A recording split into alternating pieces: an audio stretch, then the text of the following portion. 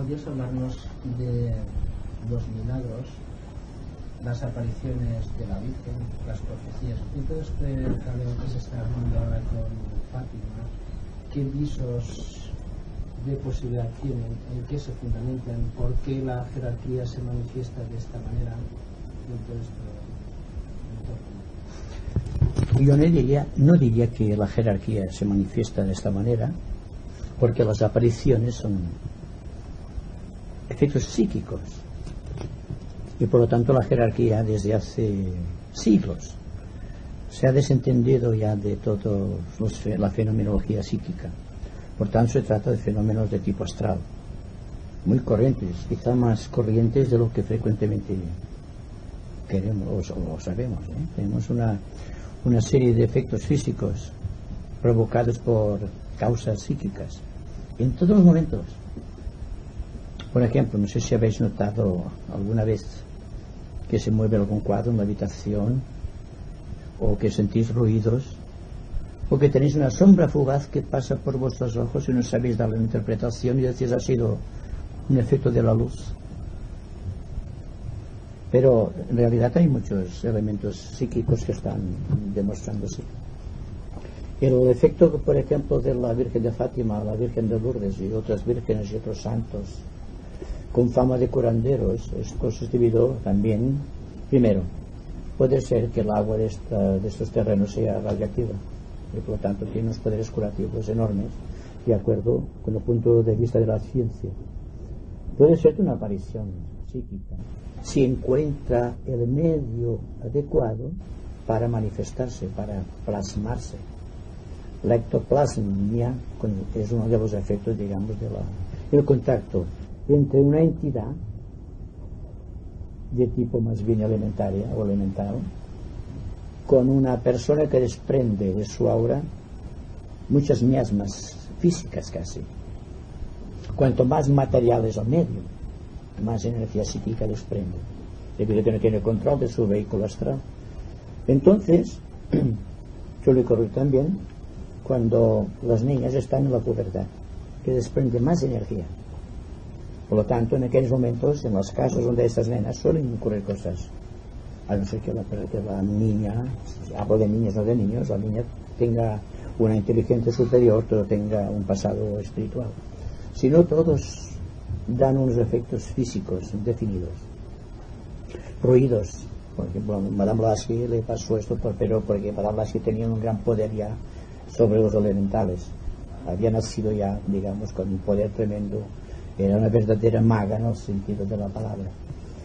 Pero cuando se trata de un grupo de personas inconscientes de sus poderes, no inconscientes en sí, son inconscientes de sus poderes y de que están desprendiendo moléculas, por decirlo físicamente, físicas de su cuerpo etérico, entonces es fácil a un elemental tomar la apariencia que le parece oportuna, de acuerdo con la imaginación del medium que utiliza. Así que es muy fácil que las nenas, que en aquellos tiempos de Fátima y Lourdes solían ir a la iglesia, porque no había otro sitio donde ir.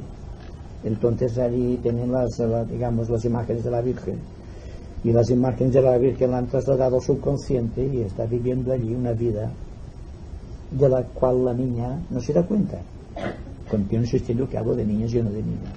Y luego diremos el por qué. Pero el hecho de que exista esta relación entre el medio externo, digamos, lo subjetivo, y el medio, digamos, que es el propio medio interno, que da unas ciertas energías y que luego se plasma en una imagen, esto cae dentro del fenómeno ectoplásmico. La ectoplasmia es la ciencia que trata de la substanciación del éter. Y de esto he hablado mucho en mis libros con otro nombre, porque hay que dar nombres distintos a las cosas, porque los tiempos son nuevos. Y hay que darse cuenta de las situaciones. Entonces todo esto lleva aparejado consigo una serie de relaciones. La relación entidad que quiere manifestarse no siempre es una entidad, digamos, de tipo espiritual. Un elemental con cierta evolución puede manifestarse con la apariencia de la Virgen. Y os voy a decir algo más. En las corrientes de vida islámica, por decirlo de alguna manera, existe un trabajo preliminar para los discípulos en los cuales tiene que distinguirte un deva de un elemental. Y es muy difícil determinar cuál es el deva y cuál es el elemental si no tienes la visión esotérica. Tienes la visión también de una persona encarnada y otra desencarnada en el plano astral. Y tienes que saber distinguir si aquella persona vive en un cuerpo físico o es una persona que dejó el cuerpo físico. Una serie de experiencias para el discípulo, para que aprenda a distinguir, para que no se deje embaucar, como sucede todavía desgraciadamente dentro de las reuniones espiritistas, que se creen que están manifestándose con entidades cuando sabemos esotéricamente que no se pueden manifestar entidades a no ser que tengan un control superior, y que todo cuanto se manifiesta son los cascarones de personas fallecidas con ciertos rasgos de la inteligencia que tuvo la persona que utilizó aquellos cuerpos que se han convertido en cascarones. Me refiero, claro, al cuerpo astral, con un poco de materia mental acumulada que mantiene una cierta organización, digamos, de tipo sensitivo y de tipo pensante, aunque es inconsciente porque el medio, la persona que vivía en aquellos cuerpos ha desaparecido. Seguramente está en el Devacán. El día 14 pienso hablar sobre el Devacán, porque es muy interesante la experiencia del Devacán para comprender ciertos hechos y para que la persona se dé cuenta que cuando se trata de la aparición de una virgen, que no se crea que sea precisamente la virgen o una entidad superior, sino un elemental. Ahora añadir otra cosa, lo que decía Leonor, una corriente, digamos, subterránea de ciertas energías que contribuye a la manifestación. Si hay un pantano cerca de donde hay las apariciones, puede ser que utilizando la humedad del pantano se manifiesten entidades. Yo he tenido experiencias de este tipo, por lo tanto, para mí es una experiencia que la puedo relatar porque es algo muy personal y creo que he hablado de esto en mis libros. Y tiene también luego la fuerza psíquica de las personas que van a curarse. Cuando se dice que en tal sitio hay una persona que cura, automáticamente los que tienen de que curarse alguna enfermedad hacen romerías. Es una explosión del tipo devocional, que todo busca siempre apoyos externos cuando la causa está internamente y donde hay que deshacer los entuertos, como se dice, internamente, no hacia la parte de afuera. Por lo tanto, cuando una persona está pensando mucho en una cuestión, está creando alrededor de esta cuestión lo que podríamos decir una vestimenta etérica, le va dando una forma a su manera. Pues cuando son miles y miles de personas que están pensando en la Virgen de Fátima o que están pensando en la Virgen de Montserrat, más las ceremonias litúrgicas del clero, que son maestros en esto de manifestar formas, digamos, astrales, para manifestar cierto poder ante las personas con mucha inteligencia. Siempre veréis que las grandes concentraciones de masas, las religiones más numerosas no son nunca, casi nunca se puede decir, nunca podría decirse, las verdaderas. Son los escogidos, como siempre veréis, los poco numerosos, los que tienen, digamos, el poder de cambiar situaciones. Estando en OTAN, por ejemplo, en América, el 67, hablando con él, yo con un grupo de personas, hablando de la historia de América, yo nos había confesado que él era budista y por lo tanto el silencio que hacíamos ayer le fue particularmente beneficioso y agradable. Me decía que las grandes revoluciones siempre las hace un reducido número de personas. Las grandes masas siguen ciegamente aquel impulso. Añadid esto, no solo una revolución de tipo social o político, sino al aspecto religioso.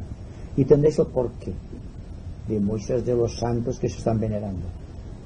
Y el porqué todavía tenemos al Cristo clavado en las paredes de las iglesias, en ciertos sitios católicos, de los conventos, cuando siempre es la prueba más denigrante de lo que la humanidad ha creado a través del tiempo. Pero claro, no vamos a discutir lo que hace la iglesia. Tendrá que pagar su karma por lo que ha hecho y por lo que está haciendo, pero eso es aparte. Pero buscar científicamente el porqué se puede manifestar una imagen objetivamente ante los ojos de una criatura a ciertas edades. Porque entonces el aspecto femenino de la creación es la que tiene más importancia en la substanciación del éter.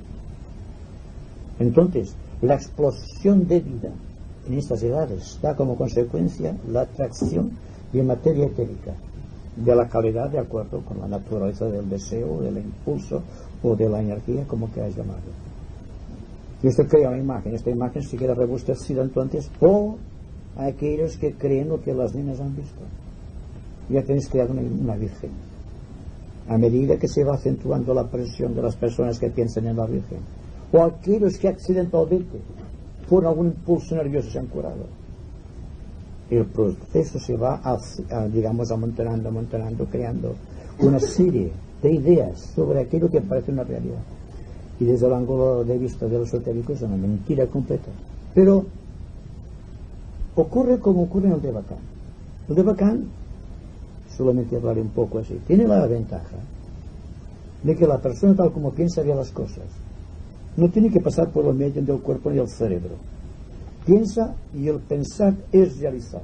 Sentir es colmar el deseo que lleva del sentimiento. Por lo tanto, cuando existe una gran profusión de ideas en torno a una cuestión, esta cuestión queda objetivamente idealizada en las mentes de las personas. Incluso puede hacerse objetiva a las personas que no tengan visión esotérica. Es el caso de, por ejemplo, del Cristo. Todo el mundo tiene una idea del Cristo y todo el mundo tiene una imagen parecida. Así que una persona que lleva los pelos largos, yo digo, tiene una mirada un poco dulce, así le puede comparar con el Cristo. Y tenemos en el plano astral y en el plano mental una imagen creada del Cristo por las distintas religiones. Y el Cristo está ensambado, así que no tiene nada que ver con su imagen. Además, que cada cual ha creado a su imagen y semejanza al Cristo. Y quien hizo el Cristo, o cualquiera de vosotros, yo mismo. Una persona que lee uno de mis libros tiene idea. Y sin darse cuenta está proyectando una imagen mía en el plano astral. Todas las personas que leen un libro mío o me oyen una conferencia, como puede pasar a vosotros, a cualquiera, tiene una imagen de la persona en el plano astral o en el plano mental, depende. Y yo no tengo nada que ver con la imagen que han creado otros de mí. Por lo tanto, lo mismo con la imagen de la Virgen. Pero como que la fuerza psíquica es tremenda cuando se ha acumulado energía de tipo inferior, que es la más potente en estos días que estamos viviendo, entonces esa imagen se vuelve milagrosa, como tú decías. Puede hacer lo que el vulgo llama milagros. No es más que aplicar ciertas personas que son magos en cierta esencia, de cierta manera, como por ejemplo muchos sacerdotes han estudiado la magia o forma parte de su estudio de la magia, y pueden canalizar estas energías. Pero aparte de esto no tiene ningún digamos resultado práctico esotérico de estas imágenes creadas. ¿Qué pasa con Montserrat? Pasa lo mismo. ¿A quién se le apareció la Virgen de Montserrat? La moreneta se le está apareciendo. Dios sabe dónde está la moreneta, quién es la moreneta, si existe la moreneta, si existió la moreneta. Existe una imagen que todo el mundo habrá visto, por menos en estampas, son cromos, y si la ha visto en la propia basílica. Pero como que cada cual que ve esta imagen y da la forma en el plano astral, y son muchas miles de personas que pasan por Montserrat, han creado en el plano astral una imagen de la Virgen de Montserrat, y se le piden favores a esta Virgen. Se está pidiendo un favor a un grupo determinado psíquico, como nosotros estamos pidiendo un favor al maestro a través del grupo asránico al cual podamos pertenecer. ¿Y dónde está la verdad en este caso? Por esto, cuando yo decía el otro día, ya voy a la cuestión que para mí me apasiona, de que hay que dejar la mente libre y que la mente libre es la que puede, digamos, deshacer todos los entuertos creados por la gente a través del tiempo, que renace de sus propias cenizas porque se ha convertido, por gracia de su esfuerzo, en un pensador, no en un pensado que no es lo mismo. Entonces, claro, hay que renovar hasta las raíces lo que decimos mente, cerebro y todo cuanto está ligado al proceso de pensamiento, y darse cuenta de que el pensador somos nosotros, que lo demás es el campo del conocimiento o el campo de la mente, y que los pensamientos son chispas de fuego que nosotros estamos utilizando para el proceso de pensar, y que cuando decimos que las chispas de los pensamientos se revuelvan, se sinteticen en un punto determinado y que estén quietos allí todas estas fuerzas, estas chispas ígneas del pensamiento, entonces la mente queda dentro de un absoluto vacío, y en este vacío, como os decía, empieza el arte de la creación, en el cual no hay imágenes, ni creas imágenes, ni las imágenes pueden coger tu parte psíquica y controlarte de alguna manera. Solamente existe esta fuerza del yo pensante, del yo que sabe, que piensa porque tiene un instrumento a su disposición, que está utilizando la capacidad de pensar del propio Dios para elaborar sus propios pensamientos, o dicho de otra manera, que está utilizando los pensamientos de Dios para crear algo definido de acuerdo con su propia voluntad de ser pensante. El proceso está ahí, y si podemos llegar a la raíz de este proceso de pensamiento, veremos que todo lo demás es una ilusión. Solamente existe algo real para nosotros, es el pensador, que utiliza la facultad de pensar para manifestar su propósito, su intención en un cuerpo físico previamente elegido antes de nacer. Y aquí hay mucha tela que cortar, porque habría que referirse entonces al proceso que viene cuando el alma surge del Devacán, cuando está en un plano de observación. Me refiero a almas como de los discípulos, que tienen cierta autonomía y que por lo tanto dentro de esta autonomía pueden trabajar, pueden servir, pueden utilizar sus poderes creadores, y que en virtud de esta cuestión pues es posible crear situaciones. Nosotros no creamos situaciones todavía, si acaso las creamos inconscientemente, no deliberadamente. Por lo tanto, todo el proceso de pensar actual, todos los ambientes sociales de la humanidad, todos los ambientes sociales, políticos y religiosos de todo el mundo están impregnados por un aura, por un matiz psíquico que proviene del pasado. Estamos nutriéndonos todavía de formas de pensamiento y hace millones de años que tendrían que haberse extinguido del plano mental del planeta.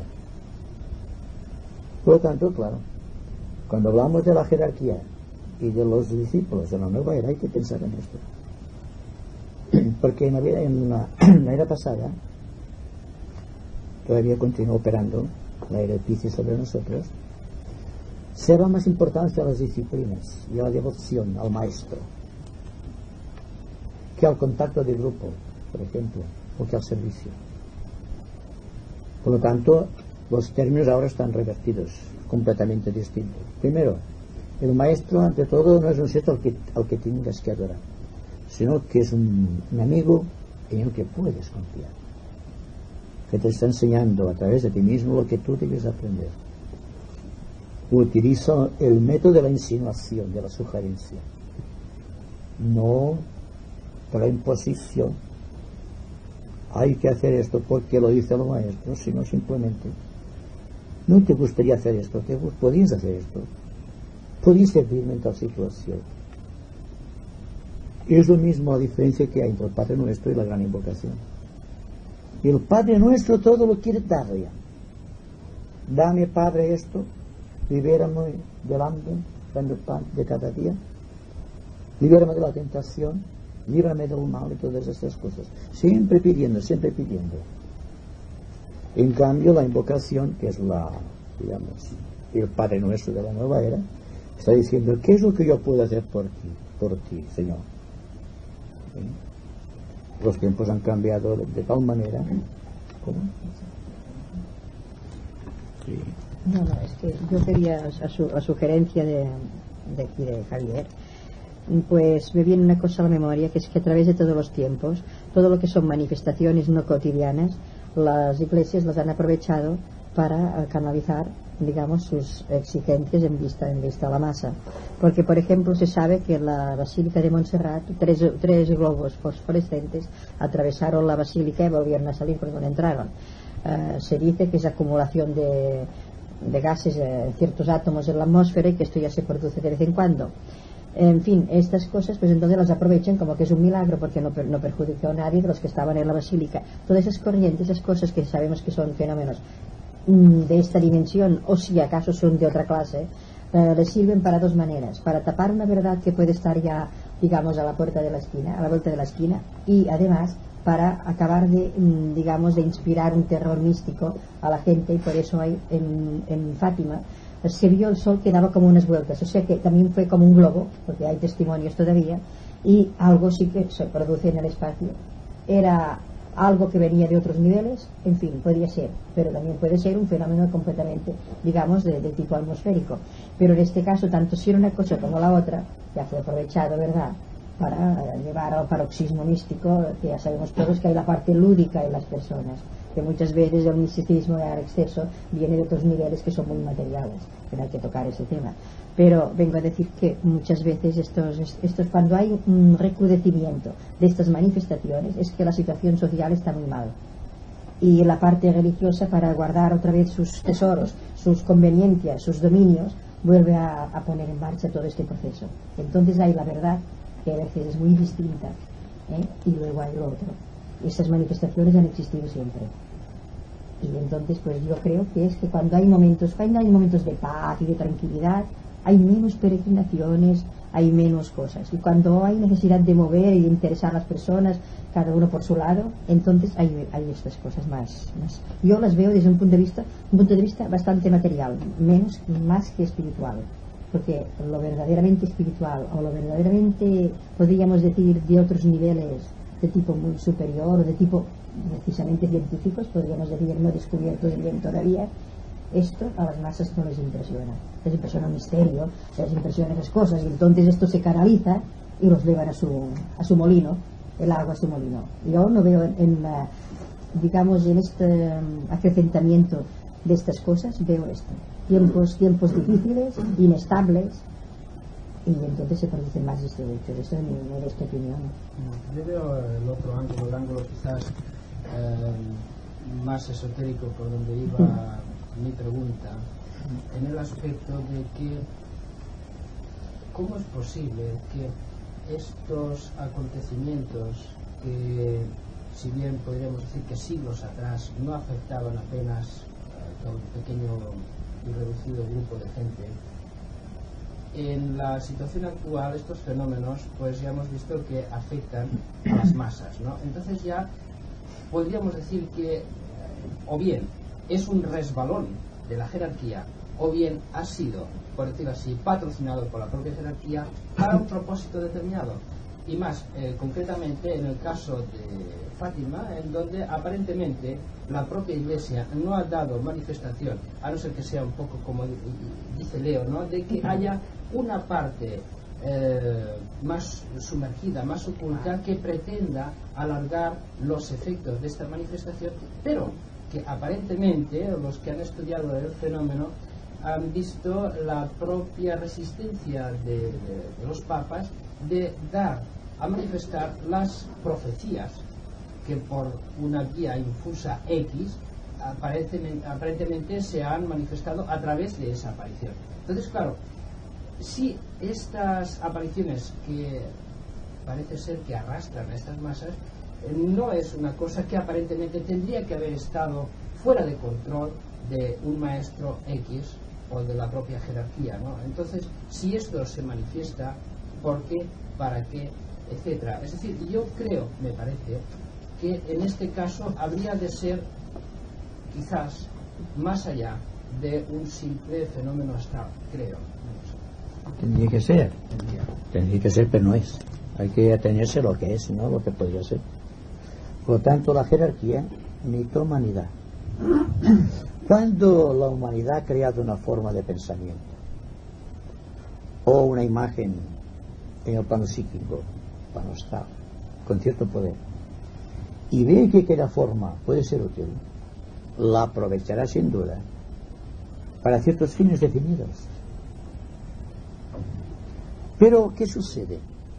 Cuando existe, por azar, por conveniencia, o por karma, vamos a decir karma también, que aparece una virgen en cualquier punto. Quien dice la virgen, pues cualquier santo del santoral.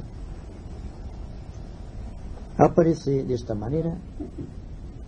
La jerarquía de principio no ha alterado el voto que ha hecho de no intervenir en los problemas de la humanidad, como debe ser, sino que ha sido la propia humanidad que ha manipulado la energía y ha producido aquellos efectos.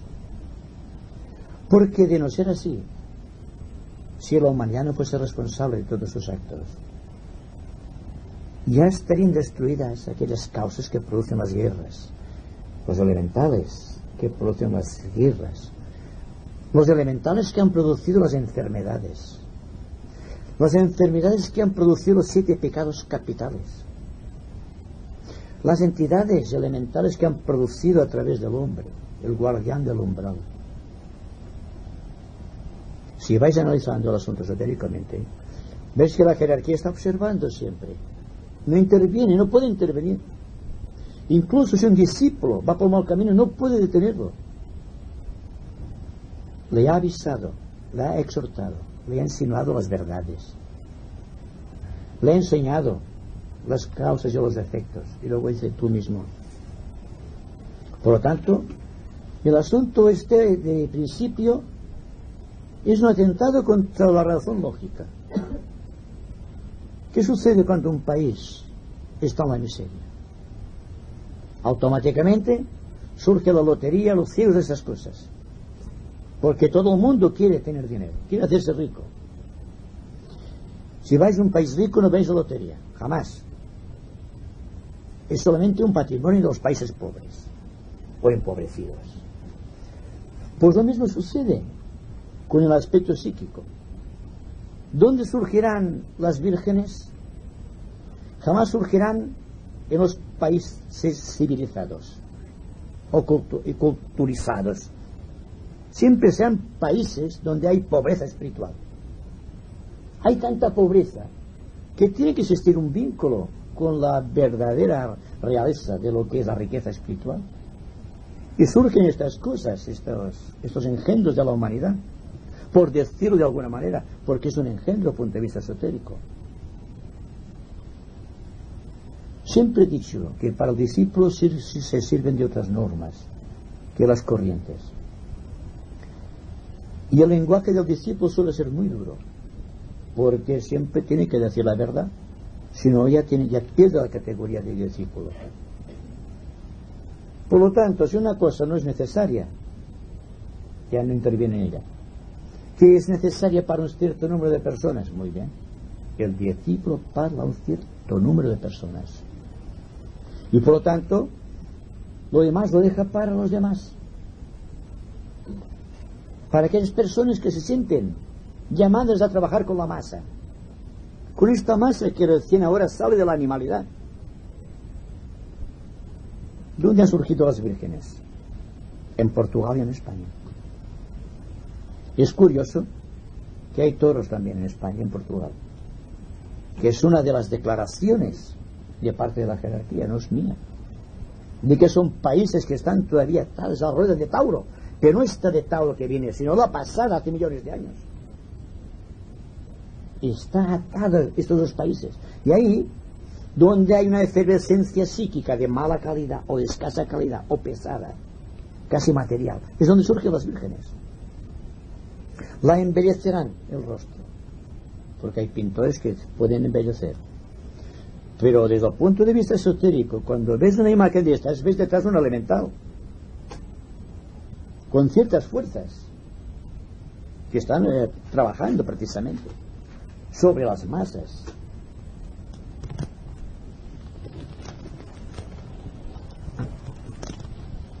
No sé si llegamos al fondo de la cuestión.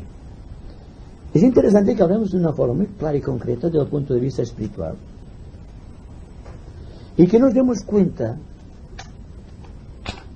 de que desde hace muchos siglos intereses creados de la Iglesia, de los partidos políticos gobernantes, se han unificado para atentar contra la libertad individual. Como consecuencia siempre veréis el poder político y el poder económico y el poder religioso constituyen una masa que lo está gobernando el mundo. Y la jerarquía está segura de que la magia negra está precisamente ahí, en esta tripleta de la religión actual organizada, no el espíritu religioso, cuidado, de la religión, de la política y de la economía. Si os dijera que las vírgenes se levantan sobre esa tripleta, que dice las vírgenes, cualquier situación, cualquier milagro surge de esa tripleta. Y la guerra, la propia guerra, surge de ese triángulo de fuerzas. Por lo tanto, estamos trabajando desde siempre con tres enemigos, que es un solo enemigo, porque las fuerzas del bien no han tenido hasta ahora la capacidad de constituir un bloque realmente potente para dominar las fuerzas de las tinieblas. En cambio, fijaos bien la tremenda organización que tienen las fuerzas de las tinieblas, que están dominando el mundo, que lo estamos viendo. Solamente una persona que esté reflexionando un poco verá dónde está el poder temporal religioso, el poder temporal político y el poder temporal económico. Y sabréis dónde hay que trabajar internamente, dónde trabajan los discípulos. Porque no se trata de destruir una imagen que el pueblo ha creado, sino que hay que destruir la base donde se asientan esas imágenes. Os dije en cierta ocasión, y lo repetiré siempre, que hay un grupo de discípulos en cada una de las ramas que trabaja única y exclusivamente para destruir los elementales que han creado las enfermedades incurables a través del tiempo. Parte de las ventajas, de los éxitos que va teniendo la ciencia en casos definidos, en cirugía y en medicina, es debido al trabajo preliminar y constante de esos discípulos. Y no es una tarea agradable, porque teóricamente se contaminan del mal que están luchando contra él. Y ha tenido que intervenir la propia jerarquía, los maestros, para curar a discípulos contaminados. Han podido sobrevivir porque su intención era pura y por lo tanto estaban apoyados por la jerarquía.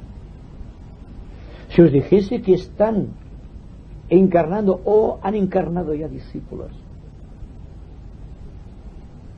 con objeto de preparar el camino del avatar, y que uno de los primeros trabajos que tienen que realizar es destruir el triángulo de energías que os he dicho anteriormente.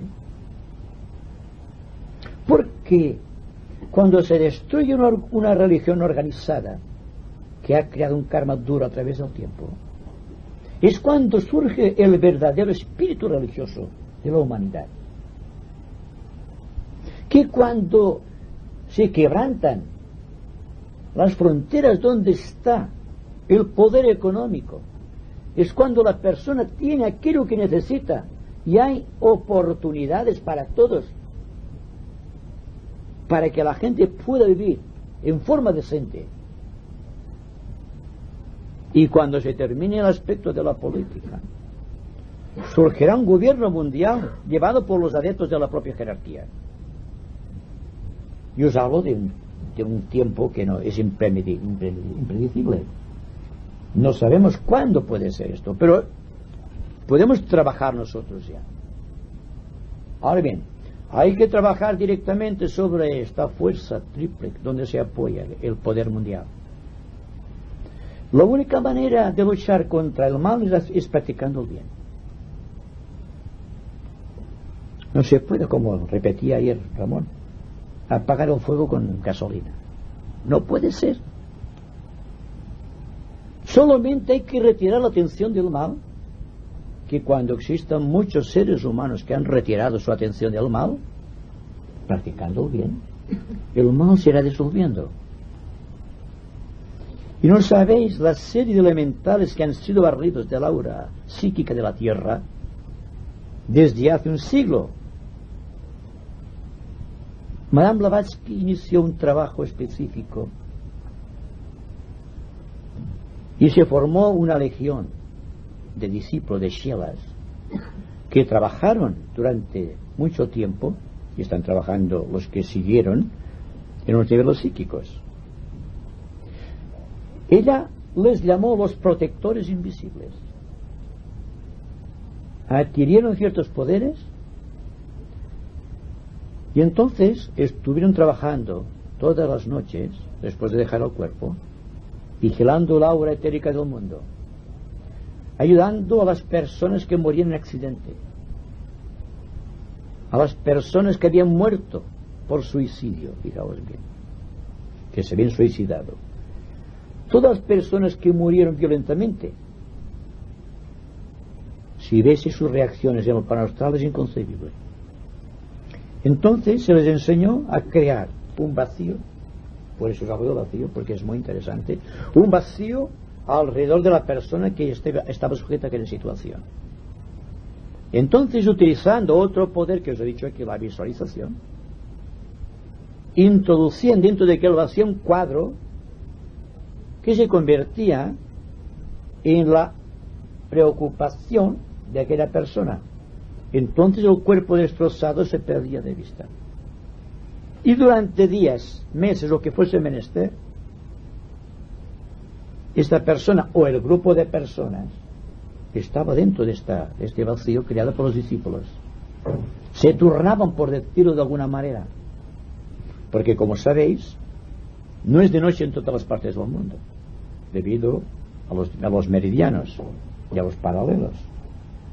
Entonces se turnaban de día y de noche grupos de protectores invisibles para ayudar de esas situaciones. Podría deciros que actualmente pasa lo mismo. Ya no son los antiguos protectores invisibles, sino que trabajaban única y exclusivamente en el plano psíquico, sino que son discípulos muy bien preparados, que trabajan simultáneamente en los niveles psíquicos y en el nivel mental, y que por lo tanto su poder es tremendo, porque por primera vez en la historia pueden luchar contra la magia negra organizada en el mundo. Y si hay alguna conquista de la jerarquía hoy día aquí en la Tierra a través de los asramas, es porque actualmente hay muchos cientos de discípulos, miles de discípulos que están trabajando día a día, noche a noche, para ayudar a la humanidad, ayudando de una manera específica, porque están colaborando con los devas. Sabéis que la fuerza débica es tremenda. Entonces, para crear del vacío se precisa el concurso de los ángeles, de los devas. Así que primitivamente los protectores invisibles y actualmente los discípulos están colaborando con los devas para crear situaciones que dulcifiquen de alguna manera la mediocridad que existe en el nivel psíquico del mundo. Y parte del trabajo está encomendado también a los grupos esotéricos en el plano físico. Si queréis aceptar que eso es un pequeño grupo esotérico, pues entonces sabréis que hay una finalidad solamente por la energía que se desprende durante la meditación cuando se pronuncia el mantra. Y el mantra tiene una intención espiritual. Se produce un destello de luz, una corriente de energía que los devas están aprovechando para situaciones límites, para situaciones extremas de la humanidad. Están almacenando esta energía que hemos creado, la vitalizan, porque cuando estamos en meditación tenemos una intención definida de contactar la divinidad en alguno de sus niveles. Por lo tanto, este contacto trae como consecuencia energía. Esta energía por sutil que sea, puede ser substanciada por los demás. Se os dijera que queda como gelatina esta energía, y que el maestro utiliza esta energía en un plano superior para manifestarse psíquicamente o físicamente ante sus discípulos, entonces comprenderéis el misterio de la nebulosa, que es una gelatina que se está moviendo por el espacio durante millones y millones de años, antes que el Sol no se ha formado completamente, y los planetas que constituyen los acompañantes o los hijos del Sol. Siempre vamos a parar todo lo mismo. Hemos hablado durante cierto tiempo de lo que es la visualización, y hace unas semanas hemos hablado también de lo que significa el vacío. El día que unifiquéis la idea de vacío con la de visualización, tendréis en vuestro poder el poder del mago. Ningún mago puede hacer nada si no crea un vacío. Dentro de este vacío es dueño y señor, y actúa como actúa el Logos. Está creando situaciones, que al propio tiempo no se siente creado por situaciones externas. Está creando su propia vida, está rehaciendo, reorientando su karma. Por decirlo también en forma muy concreta, se está liberando del karma, porque el karma es la incapacidad que tiene el hombre de crear un vacío en sí mismo y se siente dominado por las constelaciones, olvidando que las estrellas inclinan pero que no obligan, y que por lo tanto todo cuanto hemos aprendido hay que aplicarlo prácticamente. Os dije el otro día, dejad de pensar, y veis que la idea es revolucionaria. Sin embargo, Krishnamurti dice, el pensamiento negativo, el pensamiento inexistente, y es la más alta forma de pensar, porque Krishnamurti, un avatar del primer rayo, está hablando de este vacío constantemente, está hablando de observación, lo cual, si lo analizáis, es intención, y visualización, y tiene en sus manos el hombre que reúne estas dos cuestiones, el poder mágico de crear situaciones a su gusto, a su medida y de acuerdo con las necesidades ambientales. Por decirlo de alguna manera, se convierte en un peligro para todas las fuerzas negativas que existen en el ambiente. Cuando os decía también, claro, no es que lo diga yo, es que lo dicen los maestros, que el discípulo tiene que hacerse radioactivo, es porque presupone que tiene un vacío dentro de sí que le permite ser radioactivo dentro de aquel vacío. Un vacío que puede ser de 1 metro o de varios kilómetros. No sé si me comprendéis. A mayor elevación espiritual, mayor es el círculo no se pasa o el vacío que crea el hombre espiritual. Por lo tanto, cuanto mayor es el aura del discípulo, mayor es el campo donde puede trabajar en su servicio. Así que cuando se pregunta, y siempre están preguntando al maestro, ¿qué es lo que voy a hacer, maestro? ¿Cuál va a ser mi campo de servicio? La respuesta directa siempre es, tú tienes que crear tu propio campo de servicio antes de que lo conozcas. Pero el primer gran servicio es dejarte sumido en la nadencia más absoluta, porque entonces surgirá de ti una fuerza tremenda que tú desconoces, porque en virtud de este vacío el yo inferior se disuelve y penetra entonces el gran arquitecto de la personalidad, que es el yo superior o el ángel solar. Y el ángel solar está trabajando directamente a través de la radiación causal en el mundo de relaciones humanas. Y cuando se dice, por ejemplo, por sus frutos los conoceréis, se trata de los frutos de radiación producidos por la intención dentro de un gran vacío.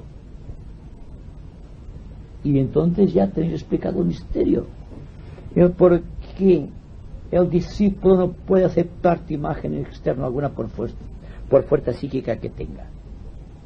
Está más allá de las situaciones temporales. Está trabajando dentro de un vacío de eternidad, dentro del cual se siente amo y Señor. Se siente logos. Y cada una de las iniciaciones consideradas desde este punto de vista son vacíos cada vez mayores dentro de la conciencia. Y el trabajo que realiza el iniciado, ante todo, es radiativo, es radiación. Se hace curador, se hace inductor de energía, se hace redentor. ¿Por qué? Simplemente porque se ha encontrado a sí mismo dentro del gran vacío que el propio ser está creado. Y entonces, dentro del vacío, se puede comunicar fácilmente con un maestro, que es un vacío mayor. Son dos formas, aun aceptando que el vacío del maestro sea positivo y que el nuestro sea negativo. Hay la posibilidad de tener contacto con el maestro. Falta solamente algo, y es decir que cuando estamos aquí, y voy a terminar porque veo vacío dentro del cual se pueden manifestar los ángeles. Los ángeles siempre son los agentes del Señor, por lo tanto son agentes de la jerarquía. No se trata de elementales o de inferiores.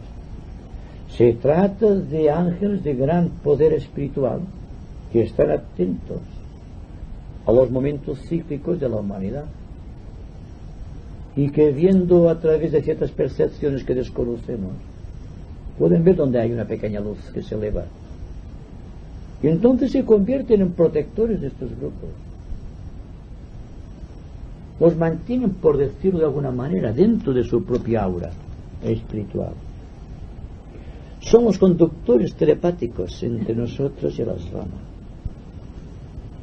Podríamos decir también que entre el vacío del discípulo y el vacío del maestro existe una red telepática guiada por los ángeles, y que el propio Antakarana que estamos creando desde el yo inferior hasta el yo superior está creado por los ángeles, utilizando la materia de la intención y de la dedicación que estamos desarrollando.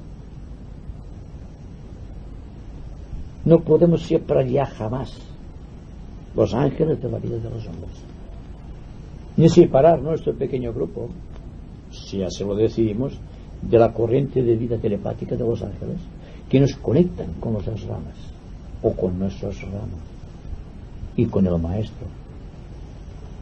Y a partir de aquí todo cuanto podamos decir son palabras. El día que tengamos el vacío ya no lo haremos.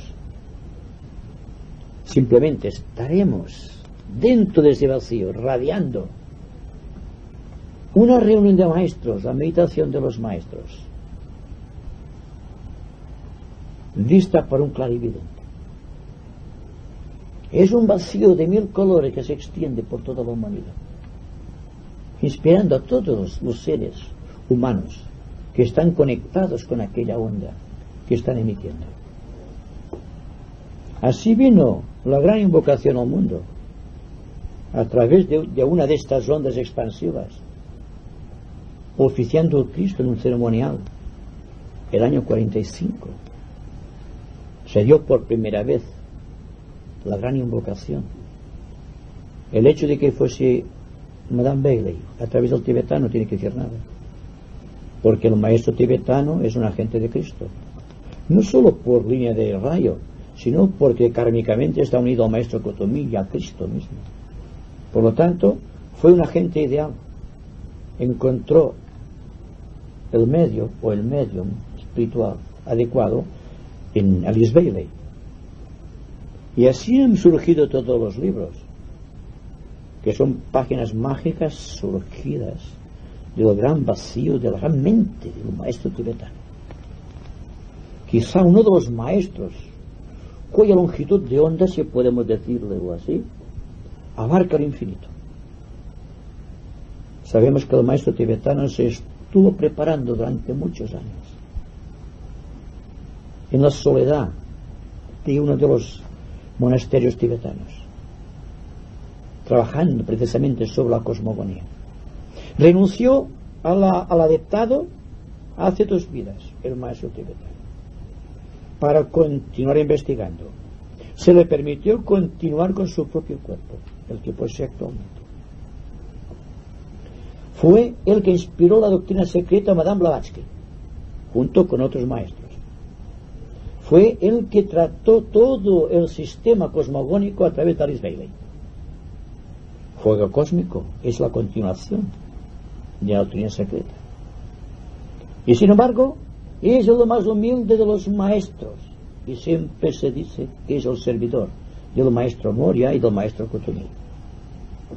Podría deciros también que en ciertas ocasiones hemos sido inspirados por el propio maestro tibetano. Bueno. Acabas de decir que las devas constructores de la Antakarana y de los cuerpos superiores, y entonces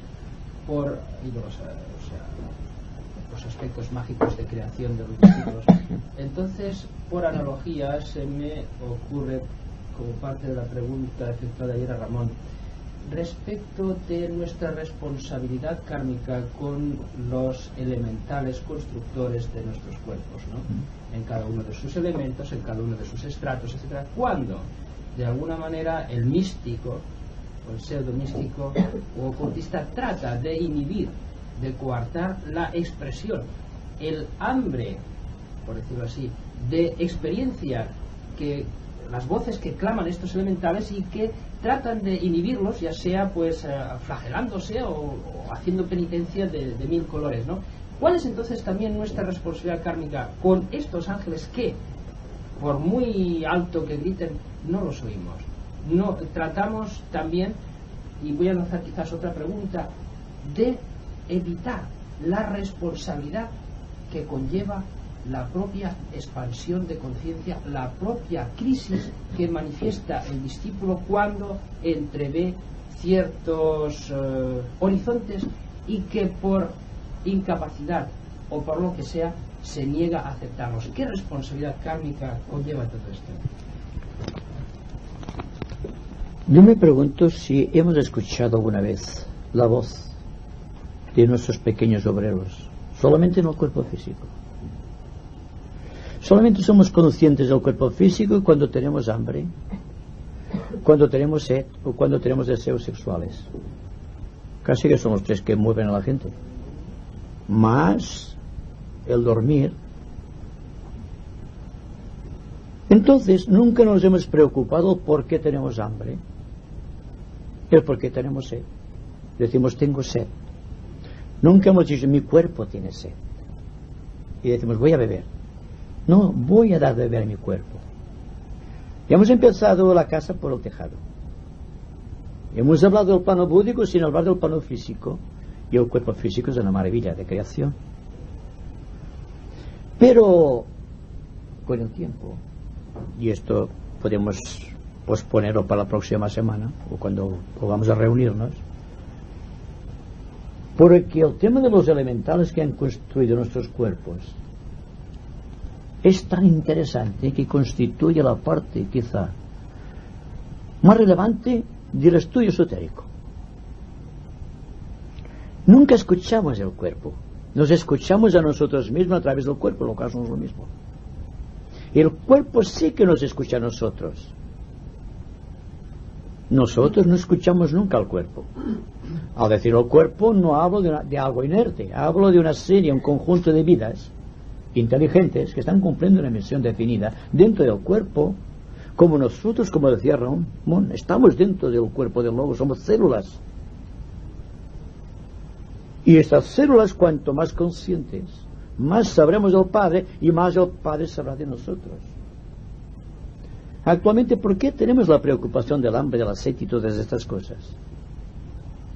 Porque si seguimos la voz de la materia, que tiende hacia la atracción al centro de la Tierra, al centro del fuego por fricción, al centro del fuego de Kundalini, a los estratos más íntimos del planeta.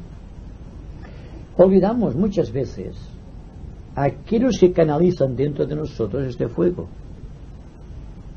y que por lo tanto es materia de un estudio muy consensuado, precisamente porque cuando sepamos exactamente quién es nuestro cuerpo, no qué es nuestro cuerpo, sino quién es nuestro cuerpo, quién es nuestro vehículo emocional, quién es nuestra mente, que ya no sea una cosa, aunque tenga vida, sino que sea una entidad. Fijaos bien, ya empezamos con esto, empezamos con que estamos trabajando con entidades que nosotros manipulamos como si fuesen cosas. Entonces, cuando los místicos se flagelaban a una entidad y creaban un karma, a pesar de todo. Como hay un karma entre el reino animal y el reino humano, y un karma entre el reino mineral y el reino vegetal, y así sucesivamente, y un karma que tendrá que ajustarse un día u otro. No nos damos cuenta nunca de que tenemos un karma con nuestro cuerpo, porque nuestra misión es redimir la materia, y si tenemos que redimir la materia con todos sus componentes, tenemos que estar atentos a aquella materia, no para que siga sus tendencias, sino para imprimirle el ritmo espiritual, que es la gloria de la redención. No voy a continuar porque esto nos llevaría mucho tiempo, pero podemos hablar de esto cualquier día, porque es muy interesante. Cómo se crean los cuerpos, cuál es la misión de los elementales, cuál es la posición de la jerarquía con respecto a los elementales, qué es lo que debe hacer el discípulo con los elementales, cómo debe regirlos, cómo debe sentirse dentro, inmerso dentro de esta gran fuerza, y cómo el vacío que es del cual hemos estado hablando puede ayudar en este trabajo de redención de la materia y a la redención de aquellas fuerzas inteligentes que rigen la materia, con los cuales estamos en deuda kármica.